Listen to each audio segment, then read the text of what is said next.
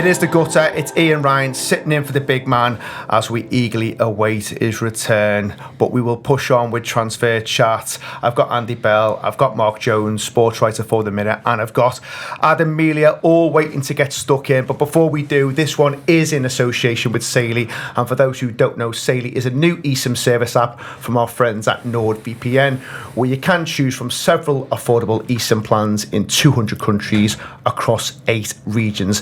And if you've ever struggled for Wi-Fi abroad, you'll understand what a difference a local SIM card can make. And eSIM provides an internet connection wherever you travel and saves you cash on potential roaming fees. There is also a 24/7 chat support available should you have any issues. And if there's any problems with compatibility, you will get a refund. So to get started, all you need to do is download the Saily app, scroll through the plans, choose the best one for you, follow the instructions, and then that will be activated instantly when you land at your destination. That's what the lads have done who've gone on tour to Hong Kong and Japan. Craig, John, Josh, etc. So whether you are downloading Saily in the App Store or scanning the QR code on screen, make sure you use the code TOUR at checkout to get 15% off, and all the details are in the episode description box. Mark Hugo Ekitike draws a little bit closer.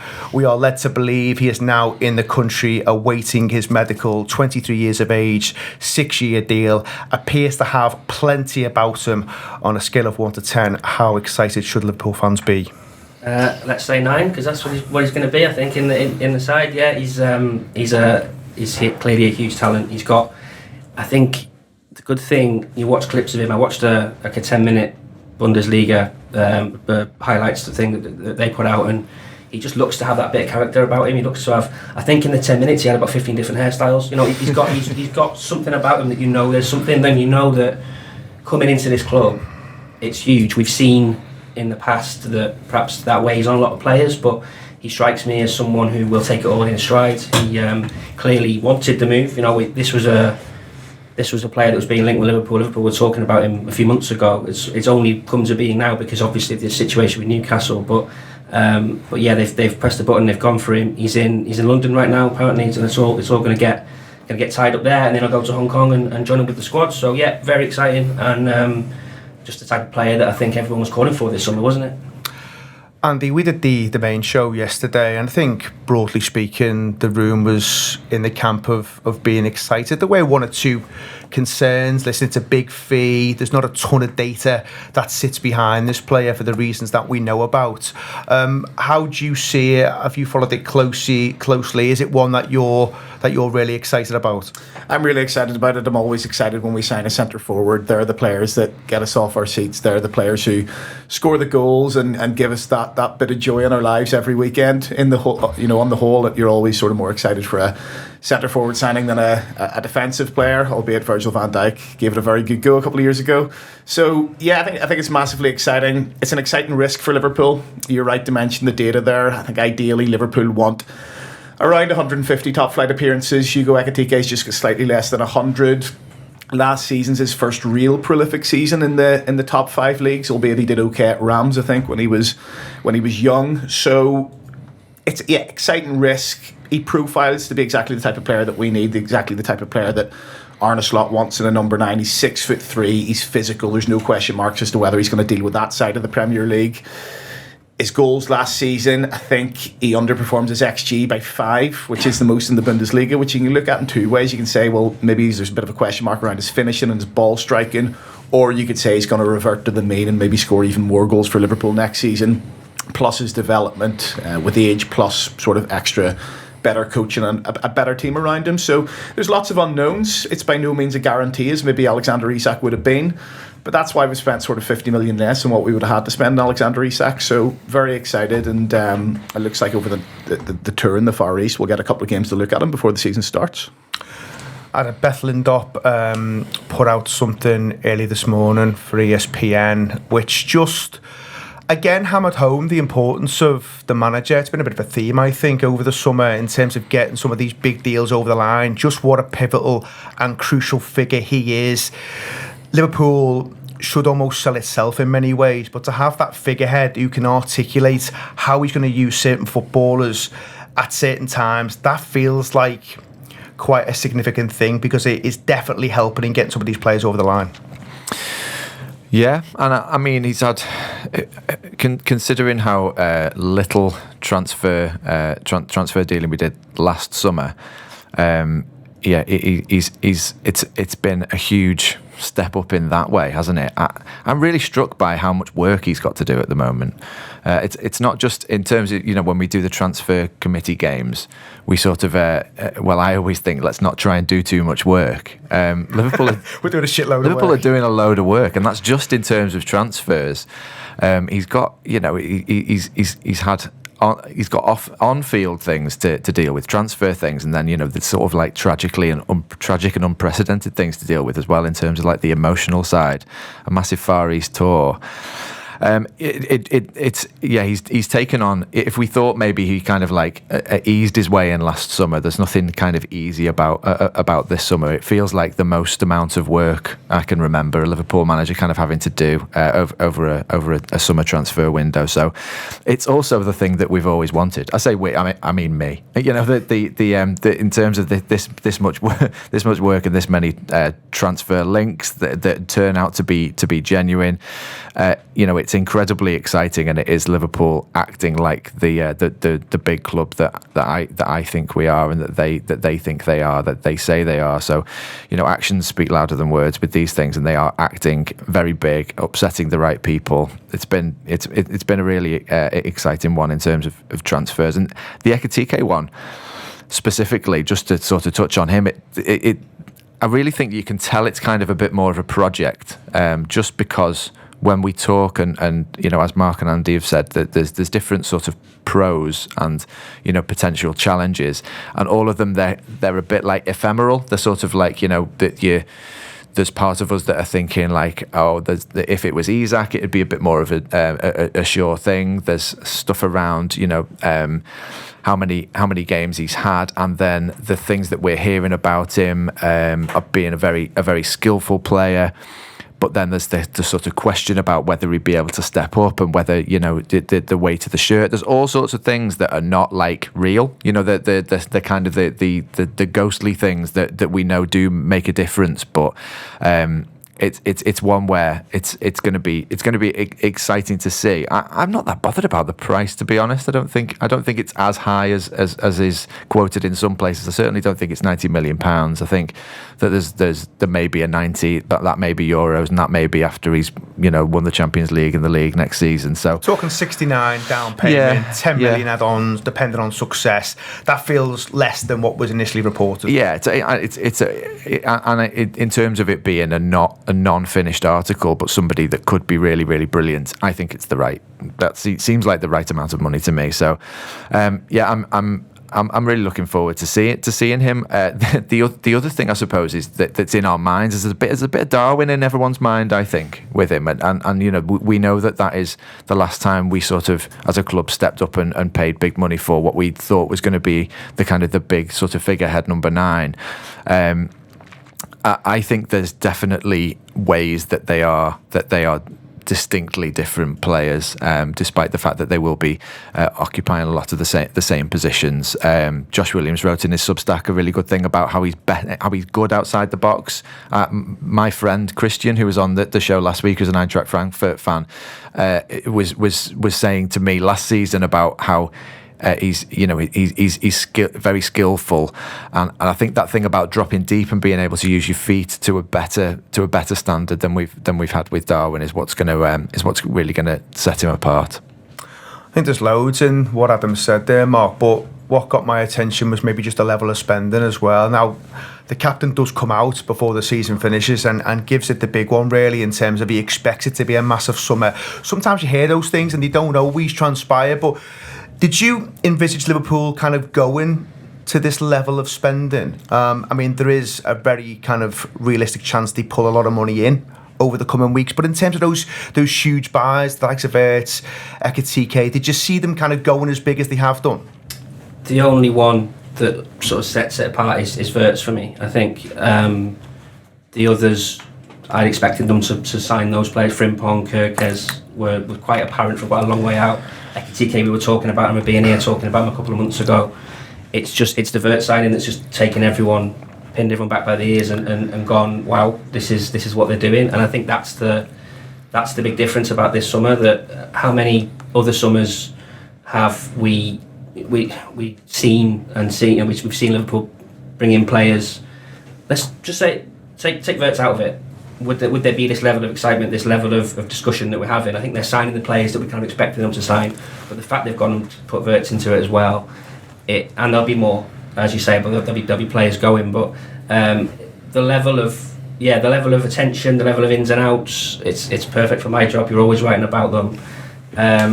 It is surprising, and I think you're looking around, and a lot of people have been taken a bit aback, aren't they? I'm seeing lots of slightly salty messages from a few people about Liverpool. I mean, the internet's not happy, I think it's fair to say. Yeah, which I don't really... I mean, are they not allowed to spend this money? It's their money. Are they not allowed to spend it? I don't... Because they haven't for was it 3 transfer windows? Romney Chiesa was the only player to come in. So, this is what you can do if you are smart, and you don't just splurge money every window on all sorts of players. So it's got to be up there with sort of the best window that they've had in sort of recent memory.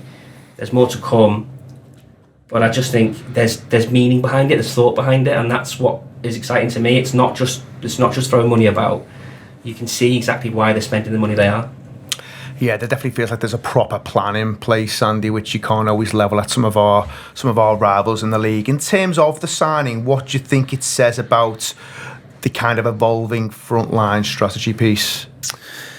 I think it's interesting because at times last season you see so many different iterations of the front line. So there's a couple of times, especially in pre-season, we don't have any strikers available. But also I think when we go to Man City, if memory serves me correctly, we basically play 4-2-4, but the two who are up front, in inverted commas, are number 10s. I think it's Jones and Szoboszlai, isn't it? And we do see that a couple of times.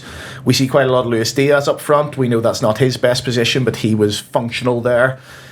When he didn't maybe quite trust his other options, but then we did see quite a lot of Jota, and he was his number 9 option, and we saw some of Nunez as well. So I think from my perspective, it just gives us another sort of reliable option as an out-and-out number 9. There might be times where we don't want to do it for whatever reason, whether that's because the way the game's going tactically. We might see a little bit of Verts up front, kind of doing a little bit of false 9 and the 2 wide players closing in. Or we might just want to do that out-and-out number 9 and have somebody a little bit more reliable and a little bit more exciting there than obviously, a Darwin Nunez, who I think we all think is on his way out this summer. So I think the adaptability and the flexibility about how Arne Slot wants to set up with his front line is one of the things that will really help Ekitike here, because he is still young. He doesn't have loads and loads of experience. He doesn't have bags of games under his belt at the top flight. And there is a world in which, even if he's a really, really good centre forward for us, he goes 10 games without scoring and he's missing loads of chances and his confidence is knocked. And you can say at that point, we're just going to pull you out of the firing line here, and we're just going to go back to what we did last season. And what we did last season, a lot of the time, without playing with an out-and-out striker, literally won us the league by 10 points. So I think there's mitigation to the risk in terms of everything he can bring. And we can say to him, listen, there's a bit of pressure off you here. Go out, enjoy it, score some goals. But if it's not going your way, we're just going to go back to this for a bit. We'll do a bit of work on the training ground, and then we'll bring you back in when you're ready. So I think it's pretty perfectly set up. That said, I think we'll come on to talk about a lot of the options we went for last season. Obviously with the tragic passing of Jota, Nunez potentially out the door. Looks like the Diaz deal is a bit of a goer. Well, actually, a lot of those non-strikers we played, we might not necessarily have the option to next season, given the amount of upheaval, but I think we're going to come on to that later in the show, aren't we? How do you see it evolving, Adam? I think the next 5 or 6 weeks is going to be really, really interesting. There was obviously loads and loads of chat before the Ekitike news that Liverpool were very much at the table for Isak. When you make a signing as big as this, though, as we said before, it's 69 down, potentially another 10. A lot of people are then thinking, well, that is the Isak dream over, if you want to frame it like that. There's no way they're going to go and spend another huge amount of money on a forward. And that may be true. And that's probably the camp that I would be in. I can't really see them doing that as well. I know some people are saying it's not out the question. And listen, Liverpool can surprise you. But where do you see that one now? Do you think that's done and dusted? But do you think Liverpool still have to do more business? Because there's a lot of moving parts here, and you would still expect lads to leave. Yeah, I think that what you've just said about the next 5 weeks being crucial is is exactly my feelings. I think if the league, if our first league game was today, say, I would probably stick to what I said a couple of months ago when picking who's going to be starting for us, and I would say that the most likely front three would be Gakpo, Diaz, Salah.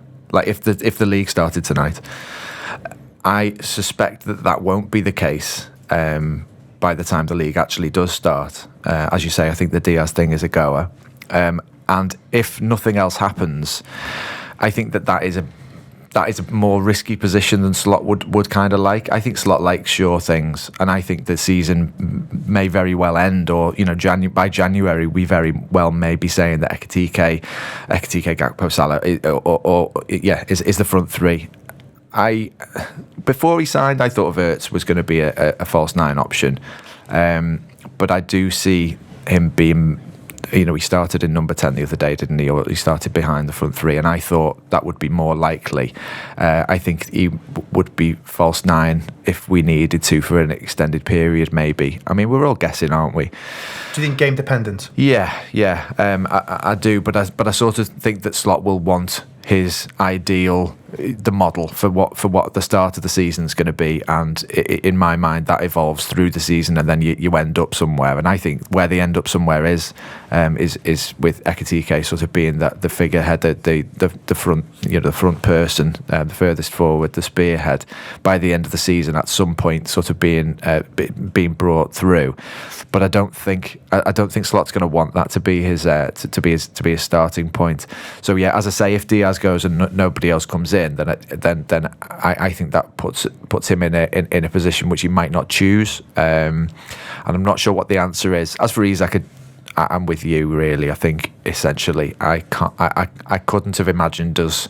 Once the Ekitike thing was solidified, that in my mind that was that, and the noises that have come out since, very interestingly, have all come from Newcastle. My concern with Isak is where he actually does end up, because it seems to me that without saying as much, Newcastle want to make the deal happen. They by saying the opposite, that's all the noises that sort of coming out in the subtext to me. So I am a bit concerned about where he ends up. I don't see it being Liverpool, but obviously, I mean, in terms of, as Mark said before, the big difference in terms of the mood this summer and transfers and out of the ordinary things, Wirtz was the one. If we were to do Isak as well, I mean, as the saying goes, imagine what it does to the enemy. Absolutely, Mark. Almost maybe putting Liverpool to one side for a minute, but feel free to bring them back into the conversation around Isak. Do you still think he will be a Newcastle player come September the 1st? Yes, but I don't think he'll be very happy about that. I think that's what clearly there's some issues there. He was apparently promised a new contract, and then they turned their back on it because they basically decided, well, your current one is fine enough. He's clearly had his head turned. He's clearly he'll be looking at Liverpool and thinking, that could have been perfect for me. It still could be. It's still. I think Liverpool. I don't know. I might be guessing, but I think Liverpool might hope he sits tight there for a year, and then the fee comes down, and you could be looking at an 80 or 90 next summer. That to me is how they'll want to play it. Now, whether or not that's how it plays out, I mean, you're starting to see links now. I mean, I saw Isak getting linked with a move to Saudi. I mean, there's obviously all sorts involved in there, given who owes Newcastle. So. I struggle to see where else he'd go. I mean, you can never rule out Chelsea just going mad and chucking money at him or something like that. But I got a feeling they're gonna, just because of the way. I mean, the fans weren't happy, were they? They're not happy the way that their summer's gone. They've missed out on 6 or 7 targets that they were looking at. I think he'll stay. They might try and get him to sign a new contract with some different terms in it, maybe a release clause. But as of now, I think he'll still be there, but it's definitely going to be one to watch. Yeah. How do you see that Isak situation, Andy? I mean, Mark's framed it there in terms of some of the players Newcastle have missed out on. I mean, there's a list as long as your arm in terms of the guys they wanted to get and they've not managed to get it over the line. If I was a Newcastle fan, Eddie Howe's comments would worry me massively, just in terms of trying to do deals. And obviously they've got Champions League football now, but it still seems apparent that they can't get those big ones over the line. I think absolutely Isak has been unsettled, and you can almost see as soon as Liverpool showed interest, him and his people were then pushing and nudging a little bit. Keeping an unhappy player never tends to bode well. How do you see it playing out? Yeah, he's not made necessarily public noise, Isak, about being unhappy, but he's left out of that pre-season team that goes. His head wasn't right, apparently. And initially the reports that came out from the Newcastle journalist was it was a fitness thing, and then Eddie Howe comes out and says it's a speculation thing. So it's all very unsettled, even down to what messages they're given to the press, and it doesn't make sense. We've all seen that fellow Luke Edwards on Twitter, who is very. He's having a great time. He's having a great time. He's having a rough time of it, isn't he? Yeah. He's coming out with all these big statements, and then he's having to qualify them. He's having to put big articles out. It's all very amusing from my perspective, but I think from my perspective, depending on how unhappy he is, I don't think it's the hardest thing in the world for Newcastle to try and convince him to do another year. They're in the Champions League. He's got 3 years left in his deal, and they will have ambitions, from my perspective, naively, to go for the Premier League and the Champions League next season. There is another club there who've put a lot of money in, for whom things have gone fairly well over the last 3 years, who will say, well, this is our next step. And I think you can say to Isak, listen, give us another season. By the end of that, you'll be 26. If we're not challenging and if we're not matching your ambitions, then fair play, 2 years left in the deal. If we get the right money in, we'll do it. I've seen the Saudi stuff.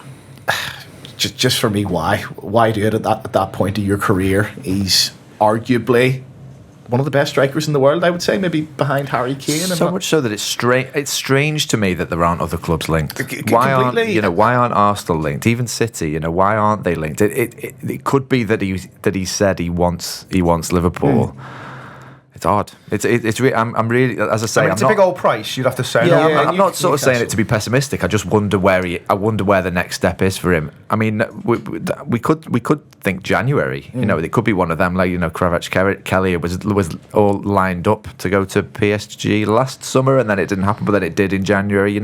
Sometimes those things are how it goes. So supposedly, when Newcastle had their PSR issues last year, Chelsea chucked a bid in for Isak, and there was going to be a deal done for around 65-70, which is obviously far lower than what his actual value is to Newcastle, but his head was turned at that point. So you're now talking about the second transfer window in a row where they've had to convince him to stay, and your head gets turned after that. Like obviously with us with Suarez, it was only 1 year that he really wanted to go. We had to convince him to stay, and then we pretty much were forced into accepting a bid for all sorts of reasons from Barcelona. But it's hard to keep saying to a player, we'll give you your move, just give us another season after season, because eventually they call your bluff on that. But I think from Isak's perspective, it is a difficult one. Wouldn't completely rule out Saudi because there is astronomical money at play there. I think what I would sort of say to him if I was his agent was, do your 3 or 4 years in Europe and that will always be there for you. But there's not necessarily a guarantee on that. I think there's a cap on how many foreign players can play in the Saudi league, and there's no guarantee that his career goes in a way over the next 4 or 5 years where he's one that the Saudis want to bring in. He's a big enough name, so I can understand why.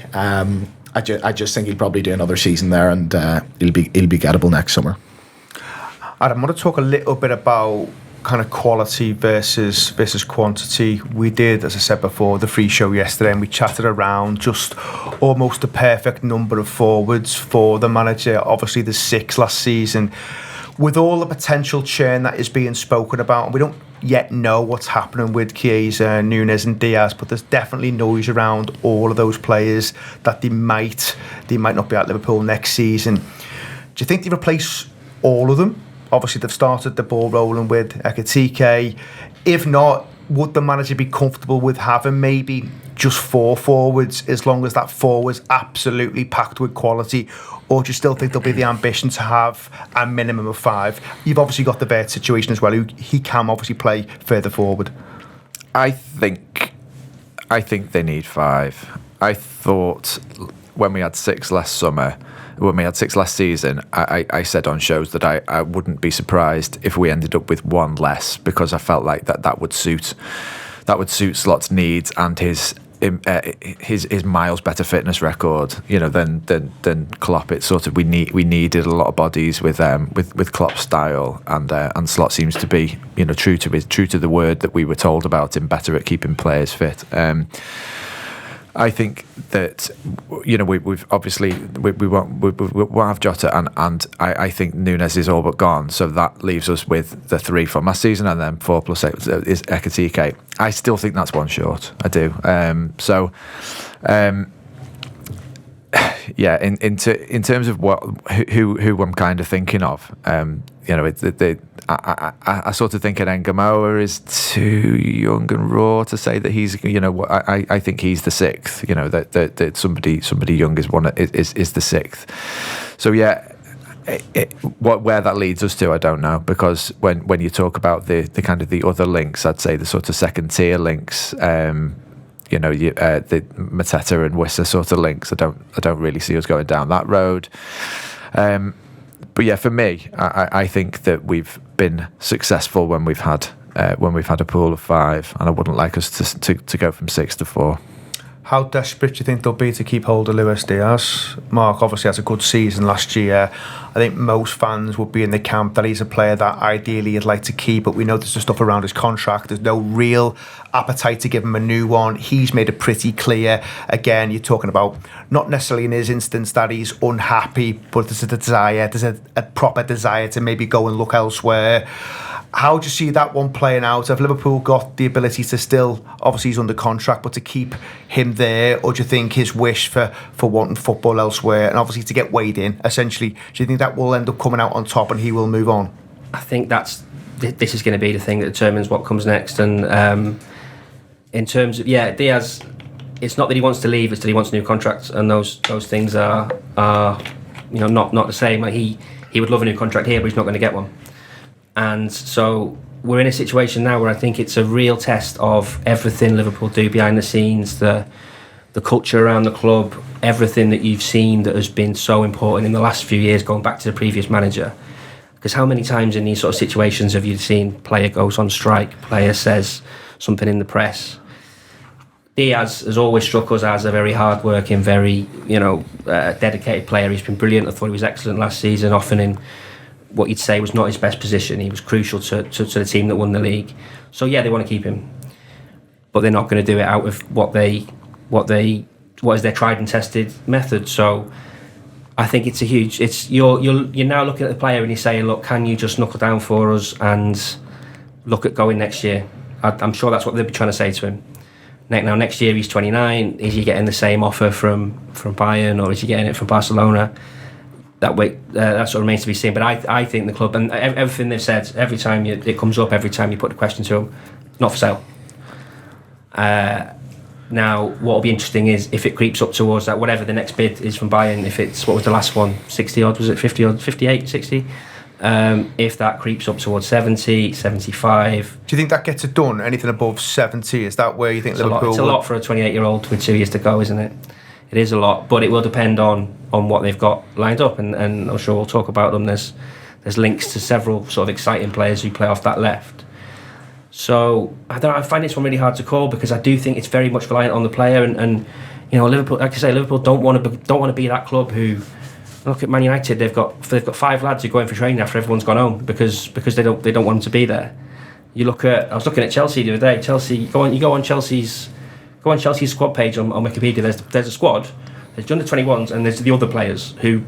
Is it on one page? Just exist, just about. I think there's about 11, 12 of them. It's just these players who just exist there, who aren't going to play. I think it's like other contracted players, and it's like Sterling, Disasi, Ben Chilwell, all these players who will be on a lot of money. You don't ever want that situation to happen to Diaz, do you? Because he's too important a player. He's been too good a player. He's a fan favourite. You hear his song every time you go. So I find it difficult to see where that one's going to go, because without something breaking either way. So it just depends on the offer they get. I'd say if an offer comes in, I'd say 70 maybe might do it. It's gonna force their hand, I think, if it's 70, because that's a lot, isn't it? The churn point gets my attention, Andy, because we all like kind of new signings, shiny new things, all that. But there is a thing where you don't want it to be, you don't want too much churn, because it then can just unsettle, and you've obviously got then a number of players all trying to kind of, you know, take on board new instructions, just get used to the other players essentially. But if I could say to you right now, you know, a magic wand, you can move Diaz on at 28 and bring in Rodrigo from Real Madrid, what are you doing? It's a really difficult one.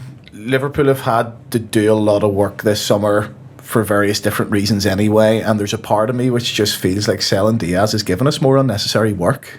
You know what I mean? We've all known we've had to sort the fullbacks out, we've done so. We still have to sort centre half out, we'll come on to talk about that. Midfield's fine, we've signed a number 9, we might even need another forward anyway, regardless of the Diaz thing. And I just think Luis Diaz, I'm not saying he can't be improved upon. I'm not saying like swapping him for Rodrigo is necessarily going to make us any weaker. But I do just feel like it's another piece of work which we would have to do. Now, obviously, they'll have done the research. They'll have all the players in front of them. They'll have the books in front of them as well.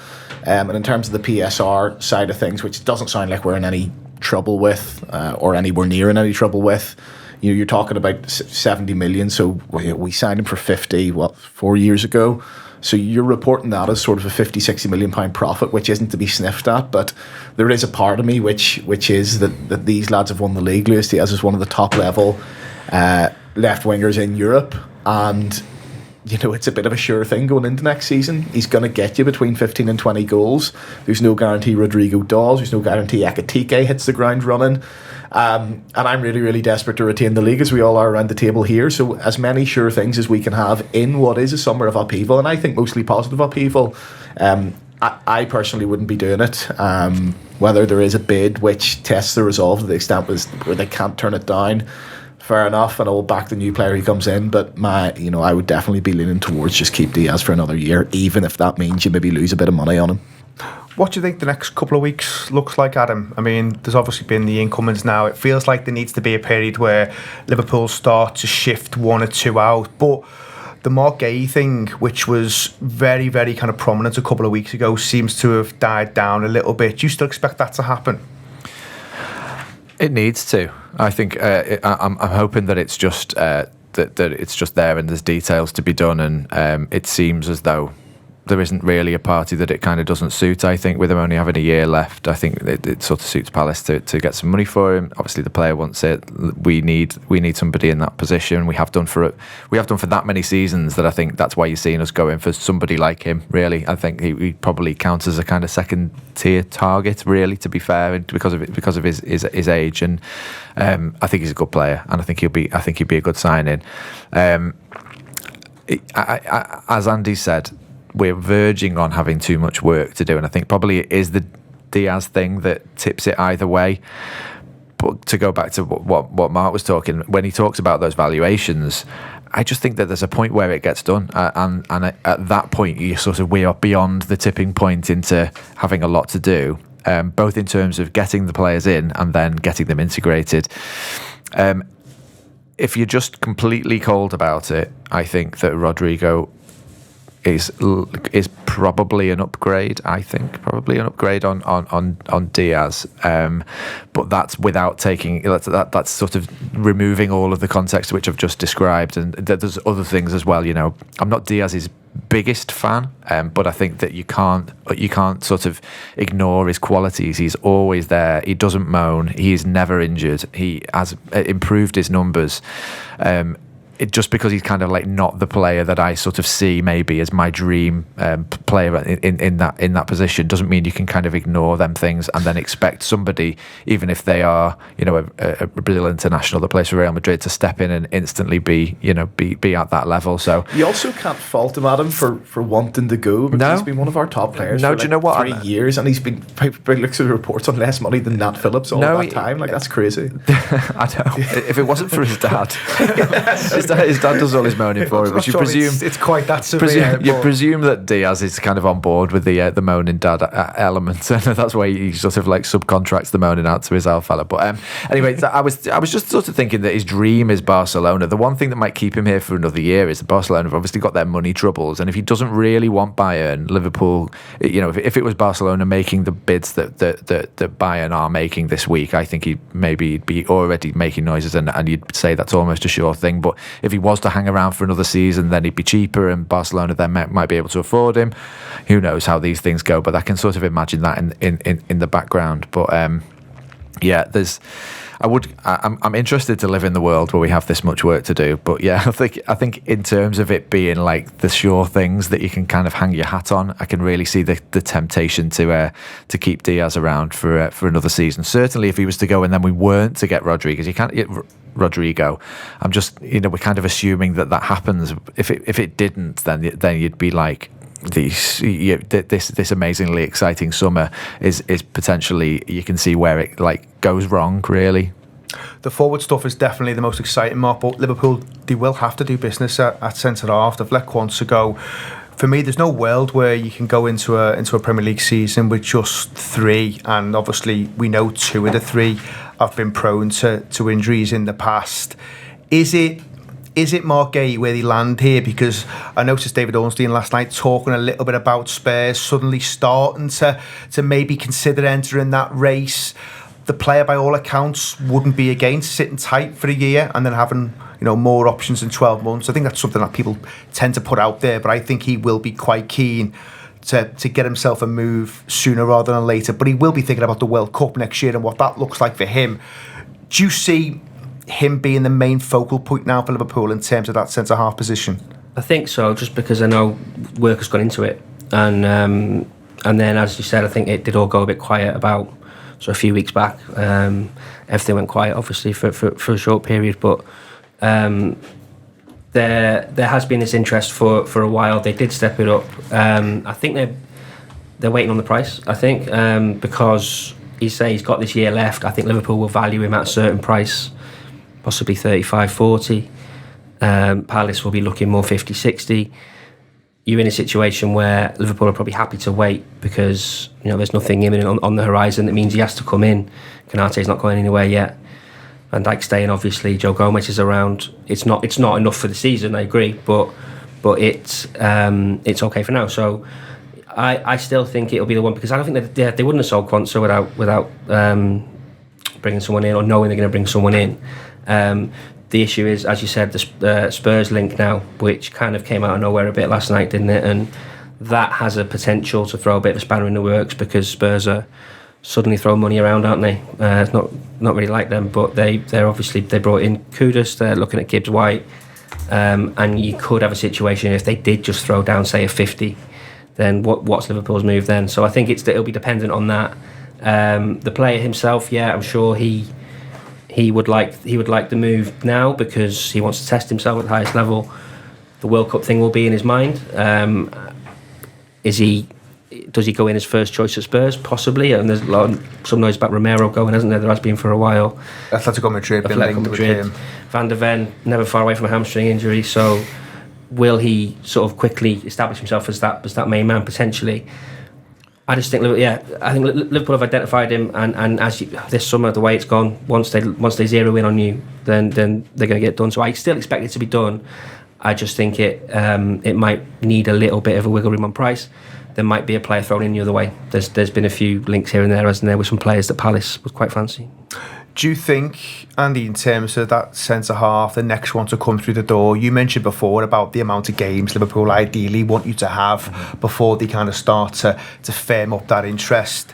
Do you think it has to be someone who's got that 150, 140, 160 under their kind of belt already? I mean, they have been linked with Giovanni Leone from Parma, who's only 18, obviously nowhere near the same experience, played in the back 4, played in the back 3. When he's been in the back 3, often the right-hand side, he is predominantly right-footed.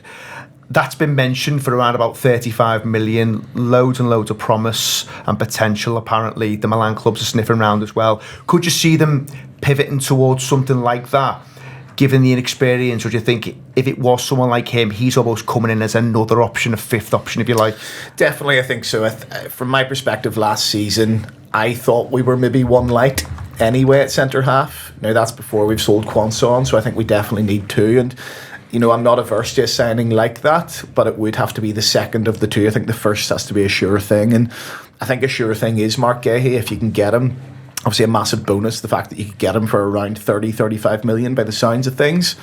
and you're buying a player there who's not a £30 million player. He's a £50-60 million player. It's the fact that he's got 1 year left in his Palace deal. So I think the World Cup seems to be a massive thing for him. If he can go to Spurs, play in the Champions League at least 8 games, and potentially improved Spurs side as well with the players that they've brought in, that maybe does give him a better chance of playing at the World Cup. Obviously, it depends how he sees his club ambitions as well, because Liverpool are going to win more trophies than Spurs over the next 5 years, touch wood. So there's a lot for him to weigh up there, especially at this time, and he might just think, this is my last, or one of my last chances, well, maybe not his last chance to play at a World Cup, but nobody knows how their career goes in 4 years. Potentially my last chance to play in a World Cup. I'm just going to sit tight at Palace. There's a feel-good factor around it. We've won the FA Cup. We're in Europe. We're going to finish around 12th. We're not going to have a disastrous season, and there's me. I'm in the England starting team at the World Cup, which they'll have ambitions to win. I could completely understand if he did that. I do think there is also a need to succession plan at centre half. Jarrell Quansah was our up-and-coming, exciting young player there. He's obviously been moved on. We're looking at it now, and potentially next year there's a world in which Konate goes as well. Gomez, fantastic option there, but by no means a young player anymore. Van Dijk and Konate again, sort of the same. So, what is our up-and-coming next big thing there? And if they decide it is it Leone from Parma? 17 games in Serie A, 12 games in Serie B. It's not bad for an 18-year-old. It's quite a bit of experience there. So if they look at him, they decide he's the one, he's our project, we're going to bring him in, then I think happy days. But it can't be as the fourth choice. I think it would have to be as the fifth, like you say. Where are you with Mark Gay, Adam? There was a lot of chat on a gutter recently. I think Neil was on here, a couple of others. It may have been Josh and Sean as well. The height thing often gets brought up, certainly when Neil's on a show. Obviously, he is 6 foot, so he's not a towering centre half. But my thing is, I think Liverpool are always willing to compromise on one or two things if, first and foremost, the player is of a certain standard, he's quality, he's good on the ball. He does possess, I think, a lot of attributes, Mark Gay. Is he someone you'd like to see Liverpool bring in? I like him. Yeah, I like him a lot. I am slightly concerned about the overall stature of our defence. If it's Kirkes, Gahey, Frimpong, and Virgil, there's only one tall lad out of the four of them. And just to sort of slightly qualify something I was saying before, I sort of see him as a second-tier target, only in that I think he might be an opportunistic sort of bargain type of target, whereas I think Liverpool are in that position now where we have to. My feeling is that we have to, because we've tried to get a few top targets. I'm forgetting one of them, but there was Lenny Yoro, and there's obviously the Bournemouth lad, I can't remember his name now. Huijsen this summer. Yeah. So we've gone for what you would say was kind of like top, the elite players in their age group around Europe twice, two summers in a row, and missed out on both. I'm interested that we're kind of not doing that now. There's the lad Luke Haber from Leipzig, I think, is it? And he's the next sort of big thing, I guess. But we haven't been linked there. So it seems to me that we are just saying we are definitely going to get one in, and we've decided that we're going down this particular route and this particular kind of bracket. I think that, having said all that, it sounds like I'm sort of underplaying him as a player. I think he's really, really good, and I'm excited about the idea of getting somebody with that much Premier League experience, and that somebody that's super comfortable on the ball. As Andy said before, we were light last summer. I think we've been light since Matip went. So I guess he went last summer, but he'd been injured before that, and so I think that there's a particular type of player. Obviously, there's a gap in the squad as well, but I think that there's something about that kind of ball carrying, dribbling and really sort of nice vision in different sort of ways than the long ball player that you could see them trying to develop Quansah into that last season. So I think there's that there. I mean, the interesting one that's still there is Gomez, who I think if you kind of if you take away his injury record, he's absolutely ideal for building a squad. He's great to have around. He's our longest serving player. He can play in all sorts of different positions. You just can't hang your hat on that fitness at all, can you? So if you could clone somebody and make them have a good fitness record, it'd be someone like that. So I don't know what you do with your extra space there, but yeah, I'm definitely on board with Gahey, and I can really see the temptation for him, as Mark and Andy have said, about him staying at Crystal Palace or going to Tottenham, and it's got me concerned. I was fascinated by the chat around the size and stature. Listen, I would probably always err on the side of having, lads who are 6'2", 6'3", if you can make that work. But there was a lot of talk around, City when they were going for the treble and they got the European Cup, that they'd obviously beefed up the side. But when they got 100 points, won the League Cup, that was an extremely small team. Yeah. Like the dominant centre half that season for them, who played nearly all the games, was Otamendi. It's the same size as Mark Gahey. Do you know what it is? It's the midfield for me. So McAllister's small, and I think that McAllister's size limited the amount of opportunities that a couple of other players had that were on the small side in our squad. So it's not really so much the defence that I think sometimes you miss the height in. I think there's definitely a centre mid thing, and I love McAllister, and I think we don't look like the same team at all with him not in it. So if he has to play, then I get your point. So as well as City, PSG last season have two small centre mids as well. So it's not to say that you can't do it, but yeah, I just think that if we were to go down a path of having, as I say, those two small fullbacks, maybe a small centre half, and a small sort of central mid area, I just think that the people who work for our opponents throughout the league, as the season goes on, I just think you're just going to be facing like Brentford-esque bombardments at various away grounds, because that will be something that is a weakness, and that's what the teams are going to have to do. I do get it, and not to labour the point too much, but on that City period and they win a domestic treble the season after with pretty much the same team, but the goalie's Ederson. He's nowhere near as big as our fella. They've got Delph and Zinchenko primarily covering the left back spot, both about 5'8", 5'9". The centre half next to Otamendi that season, they have to flip between Kompany and John Stones, both tall, but not as tall as Van Dijk. And the other full-back was Kyle Walker, who, to be fair, is about 5'11", 6 foot, but it's not a massive defence by any stretch. But then the midfield and forward options, they're picking 3 from 5 midfielders, which at the time, De Bruyne, Fernandinho, David Silva, there's Gundogan and there's Bernardo Silva, all under 6 foot. And then the forwards, they're picking 3 from 4, it's Jesus, Sane, Sterling and Aguero. So I would always rather have tall physical players where you can, but I think the point is, if you are that good on the ball and have that much possession in the game, I think it's really, really difficult for the opponent to still put you under that much pressure. There will always be the examples where they'll catch you off guard and catch you cold, but I think if you've got a team that's that supreme with the football, I think managers like Slot and Guardiola would always err on, well, if the brilliance in possession, that supersedes anything else.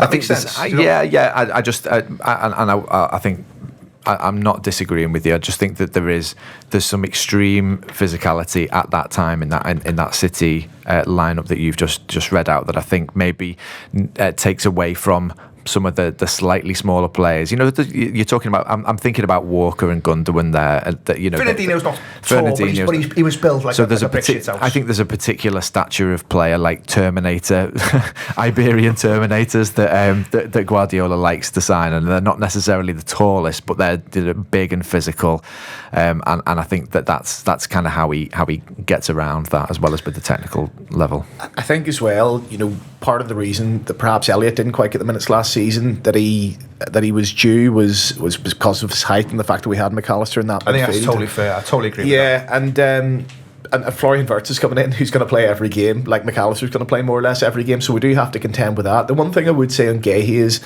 the stats can be a little bit misleading in terms of aerial percentage, balls won. Sometimes for centre halves, it's not about necessarily winning the header, but doing enough to sort of put the centre forward off, getting a clean header on it themselves.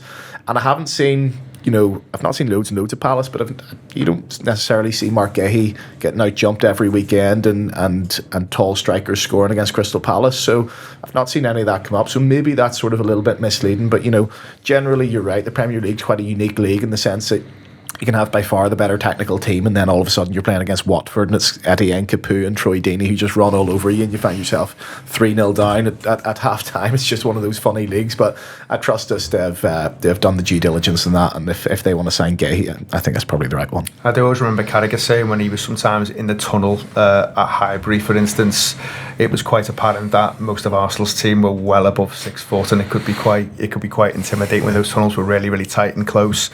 Mark, just to kind of finish off, just in terms of maybe other outgoings, it's really apparent that Liverpool are now well stocked at full back, left back, is what I'm thinking of here. There's obviously still Robertson. That noise has gone a little bit quiet. There's Tsimikas. We know Kirkis has come through the door. How do you see that situation evolving, and where do you think Liverpool end up in terms of left back options? I think one has to go, and yeah, the Robertson thing was, I guess he looked into it. Perhaps he looked into it for his family, and if he fancied the move.